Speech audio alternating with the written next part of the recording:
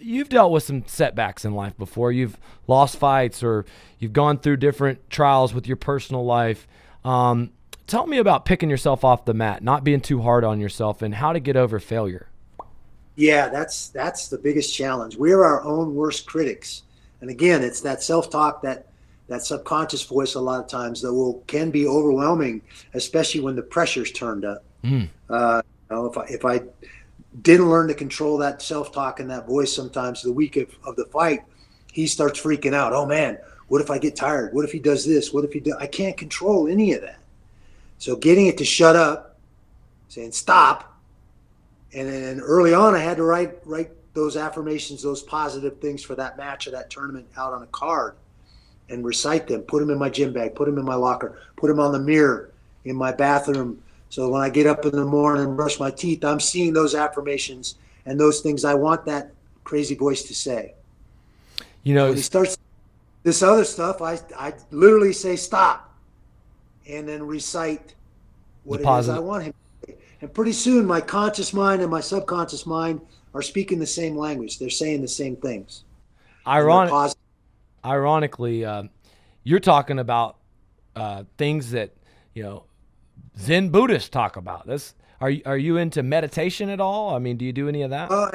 I think the visualization exercises we're talking about doing, where I'm visualizing that fight. I used to do this every day after practice, lay on the mat in my own sweat, no place more, satisfying than after doing all that work, and visualize that match, visualize those techniques I was sharpening and how I saw them executed and fitting into that fight. I know what that arena looks like. I know what trunks I'm wearing. I generally know what my opponent looks like. I can see that just like watching a movie. And now I've had a physical response to those pictures I consciously put in my head. And everybody's, what do you mean you have a physical response to those? Well, there's a little exercise we'll do sometimes at seminars. If you close your eyes and you start visualizing a lemon, and you can see that lemon clearly, the yellow skin, the dimples on the ends. And now see your hand come in and slice that lemon in half. You see the two segments open up. You can see the pulp. You can see the clear yellow juice running out on the counter. And you can start to smell that lemon. And now what happens? You taste it. Your mouth waters. You just had a physical reaction. You see any lemons anywhere where you're sitting? Mm-mm. There are none here either, but my mouth started watering. Mm-hmm. That physical reaction. You have the same physical reaction to those pictures you put in your head in preparation for a physical engagement. Ironically, Ed Milet, he is a big buff guy. He's going to love meeting you. He's one of my coaches. He talks about anchoring your thoughts with physical.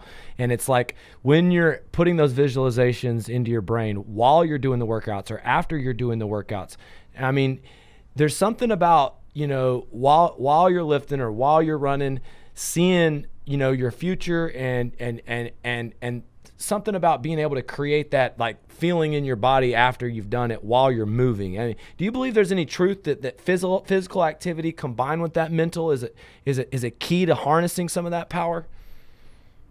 I think again, getting everything in sync, getting your conscious brain in sync with your subconscious brain, and then your physicality, what it is your physical movements are. I think all those things have to flow. Yeah, sometimes when I'm training or I'm learning new technique, I've done the visualization exercises so much, I can go to that place and visualize that new technique. It helps me learn it faster and develop it quicker. I see myself executing it in my mind as I'm being taught and we're going through those physical motions.